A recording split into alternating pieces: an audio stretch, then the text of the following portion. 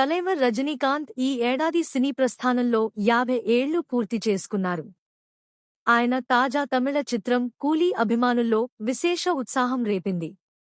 థియేటర్ల వద్ద పోస్టర్లకు పాలాభిషేకాలు జరిగాయి.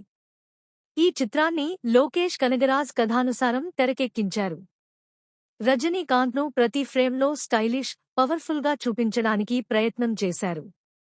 సినిమాలో యాక్షన్, డ్రామా, ఎమోషన్ల మేళవింపు ఉంది. అనిరుద్ సంగీతం ప్రతి సన్నివేశానికి కొత్త ఉత్సాహం నింపుతుంది. గిరీష్ గంగాధరన్ సినిమాటోగ్రఫీ విజువల్స్ను మరింత గ్రాండ్గా చూపిస్తుంది. Philomin Raj editing, Satish Kumar art direction చిత్రానికి మరో మెరుగును జోడించాయి. పానిండియా స్థాయిలో తీసిన ఈ చిత్రంలో కన్నడ, హిందీ, మలయాళ పరిశ్రమల నుండి ప్రముఖులు నటించారు. విలన్ల పాత్రలు స్టైలిష్గా ఉన్నప్పటికీ కథలో కొన్ని చోట్ల బలహీనతలు కనిపిస్తాయి. కొంతమంది పాత్రలకు సరైన ప్రాధాన్యం రాలేదని అనిపిస్తుంది. అయినప్పటికీ రజనీకాంత్ తన స్వాగ్, ఎనర్జీతో మొత్తం సినిమాను నడిపిస్తారు.